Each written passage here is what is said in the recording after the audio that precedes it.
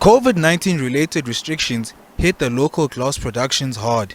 While the restrictions have been removed for years now, the sector is still not able to meet local demand.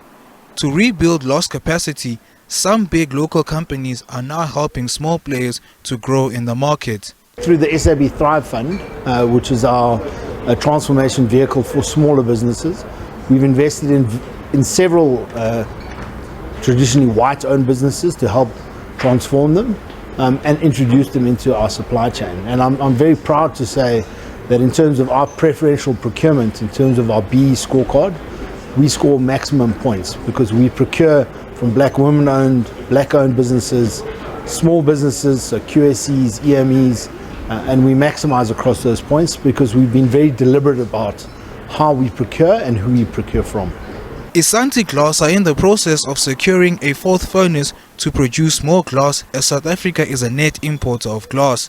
A project like this will help minimize the gap and help local buyers of glass not worry about the rand-dollar exchange rate. South Africa is a net importer of glass. I think the production that's currently, because there are two producers of glass in South Africa, but we are not able to meet the demand. So there are lots of customers or users of glass, let me put it that way, that import glass in South Africa, especially container glass. That's what I'm talking about.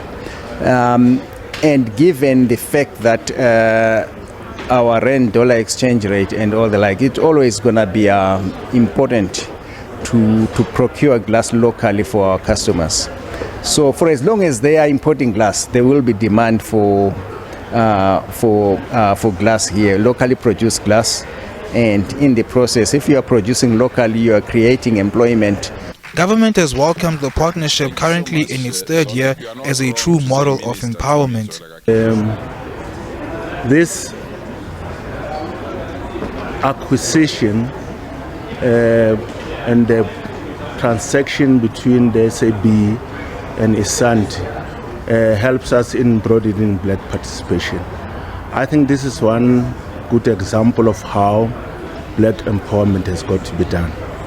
The SAB has provided an offtake of over 10 years, so which will make sure that this Isanti does succeed.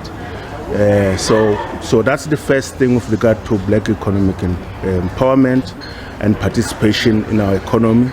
We make this point all the time that this economy will not grow if it remains so concentrated. We need to deconcentrate the economy, both spatially and in terms of participation by different national groups, especially those who were disadvantaged in the past. Government has urged other big players to facilitate the entrance of some of their smaller suppliers in the economy in order to break the prevalence of the market concentration in South Africa.